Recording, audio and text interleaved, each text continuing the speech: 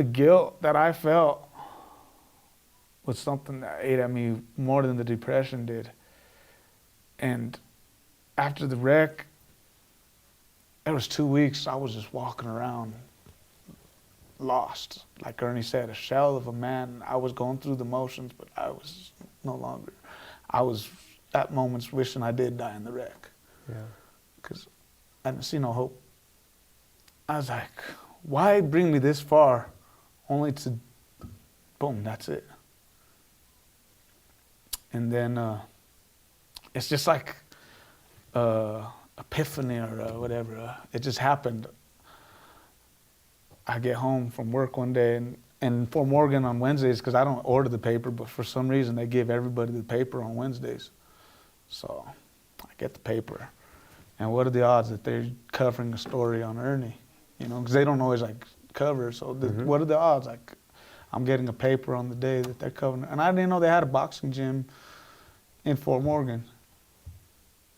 I didn't even know nothing about. I knew that I knew growing up, my brother always whooped my ass and teach me jiu-jitsu and shit. I knew I wanted to do MMA and shit. I always thought, like, I was like, man, like, Hoist Gracie was my fucking hero growing up. Yeah. Like, a lot of people like Michael Jordan and shit. I was like, no, Hoist is the man. Fuck that. Yeah. Hoist is a beast, you know? And those are like the people I looked up to, and so I was a different kid. But, yeah, I remember the UFC back in its infancy, like 93 and shit. It was dope. But, I knew I'd always wanted to be like an athlete or a professional, you know? Like, I wanted to just do something out of the norm that's not the same as, you know? Yeah. And I just loved to go and have fun and perform and play sports. And it was just something, a passion of mine that I had lost years ago, and I had gave up on that years ago. Even before prison, I got 14 and I started running the streets. I gave up on those dreams of becoming a professional athlete. But the skill was still there, and you know, the ability was still there, and the heart and drive to be like that, it's still there. It's just, I lost the vision. Yeah. And so I got home one day, I seen that paper and he's there, and I was like, man, I was like, what do I got to lose? I was like, fuck, I should give this guy a call. See how much it costs, you know? Because it might be too expensive. I don't know, I know boxing gyms are kind of expensive and shit. I was like, I might not be able to afford it. But I was like, let me call him and just get price quote and shit. Yeah. I call Ernie and cool right away. Hey, what up, man? Come on down. That's how he always is. Yep. He's just trying to sell you a used car. No, I'm just kidding. He's no, but he's him. Come on, just come down, man. Yeah, I'm here. Yeah. You know, he's always like that. I'm a total stranger. Yeah, come down. But we get to talking and shit, and just I tell him my story about the, you know, and just everything about the car wreck and just how I don't have nothing right now. I have a career, I have a house, I have my kids, I have so much, but I have nothing. Yeah. And I was lacking life. I had given so much of my life to that woman that when she left, she took my life with her, that I no longer had no life of what I was, because my life was to make her happy and to raise the kids. Yeah. Now I was just raising the kids, and well, there's no one to make happy. That made me happy, making her happy, if that sounds fucking stupid. I understand it. But that's how it worked. And there was no way to make me happy or do shit for me. And then I just seen it, and it just, you know, here we are. I'm on your shows, and You fell in love with it immediately? like immediately, bro. Like initially I wanted to I was gonna do MMA because I had wrestling background. I knew that I could learn some kicks, and I'd probably be more successful because I have zero boxing history, and even all my fights growing up and all that shit, it's like I never knew how to throw a fucking proper punch. Like them dudes are lucky. Because I whooped their asses with no skill. You're right. Had I known how to, I might have fucking put a couple down. But yeah, the boxing, I was like, the initial plan was we're gonna work on the hands, we're gonna work on our hands, and then we'll work on some other shit, and then we'll take a fight eventually. Yeah. And that was our initial plan. We just started training, working from there. But boxing is just something about boxing. It just got a hold of me. Because not to take away from the MMA world, because I've done both, so I feel I can put some input on both. But for me, MMA is a lot easier if the guy's got better hands or he's a better striker, for you to just kind of, all right, let's go to the ground. Let's try to see who's a better grappler than, or there's other avenues. But in boxing, it's like, if he's got better hands than you, you're gonna have to find a way to beat him. You're Yeah. gonna have to figure a way to beat them hands, because maybe footwork, head slipping more, whatever. Get Yeah. inside, don't take away his, ranging punches. You're gonna have to think, and that's what life is. Yeah.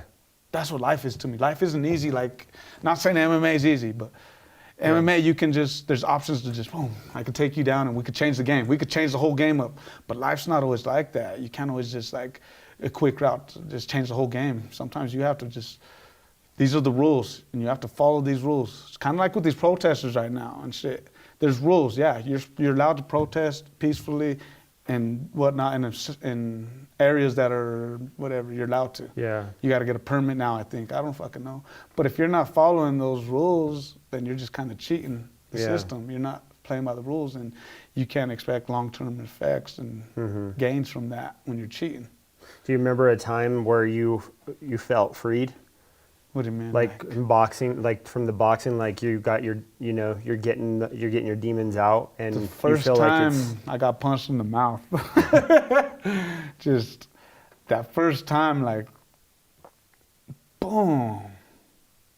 Just, I remember it, just, all that went through my mind was like, I gotta hit this motherfucker back. Yeah. Yeah. And then after that, it was just, I've been hooked ever since. I Yeah. can't stop. I won't stop. I'm not gonna stop. This shit just, it runs through my veins now. It's like medication for the mind too, right? Yes. Like, we're gonna do a story down the road on Ernie. Ernie Marquez is such a great man, and he does he's a hero of the community up there. Oh God, yes. He's been delivering, 150 lunches every Yes. day to school kids in need. But people don't often realize that the impact of a coach on our lives, right? Stephen Blea, he was my coach when I was young, and I told him he redirected my life, and he taught me self-esteem and discipline and all those things, at the right time, and he really curved my life. Changed it. Yeah, he changed Yeah. it. He changed the path that I could have went on, and I can totally see that with Ernie and how he does it. And it's like I said, I didn't know anything about you other than I saw you on a card one day that, that Steve had put you on one of our cards. Yeah. And I liked your style and thought it was awesome. And, so I friended you on Facebook, and Yeah. I started just seeing the positive stuff. And, I saw the car accident post and, everything like that. And I'm just like, I was just intrigued to know more about it. And so thank you for sharing this. Thank you for even having me on. And yeah, one thing about Ernie I just want to say is like, he won't turn anybody away. Their ability to even not pay. I saw that. Like, that's what I was just saying when I was questioning, like, if I can afford it or whatever. It's like, not worried about that, bro. Yeah. Money comes, it goes. Yeah. We need to focus on you right now, again, because right now you're missing, and we got to get you back. Yeah. And we've been working and just not looking back. And coaches are so special in our lives because I don't have my brother right now, so I'm missing that male, companionship or whatever, that brother. Yeah.